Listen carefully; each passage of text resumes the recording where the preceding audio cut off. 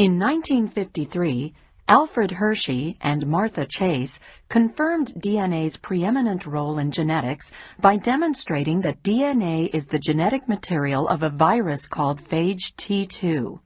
The phage, which infects E. coli, consists of a head, sheath, tail, and base plate made of different proteins. DNA is packaged within the head of the virus. When T2 comes in contact with E. coli, the phage attaches to the bacterium by its tail. Next, the phage injects genetic material into the cell. The genetic material directs bacterial enzymes to produce viral offspring. When the life cycle is complete, 100 to 200 progeny phages have been assembled inside each bacterium. The bacterium breaks open, or lyses, and the phages are released. Since T2 consists of only DNA and protein, Hershey and Chase reasoned that the genetic material must be one of the two components, so they designed an experiment to determine which it is.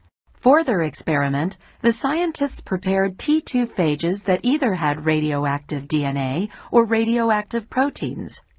To make the components radioactive, Hershey and Chase infected E. coli with T2 and grew the bacterial cells in two different culture media, one containing the radioactive isotope phosphorus-32 and the other containing the radioactive isotope sulfur-35.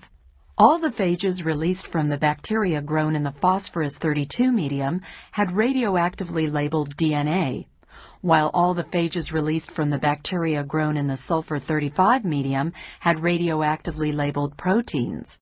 In the next phase of their experiment, Hershey and Chase infected E. coli with the two types of labeled T2.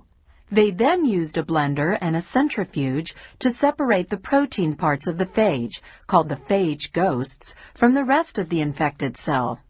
The scientists discovered that the labeled DNA appeared in the host cell, but not the phage ghosts, while the labeled proteins appeared in the phage ghosts, but not the host cell. In addition, the progeny of the T2 with labeled DNA were radioactive, while the progeny of the T2 with labeled proteins were not radioactive. Because genetic material is passed on from parent to offspring, Hershey and Chase concluded that DNA had to be the genetic material of T2.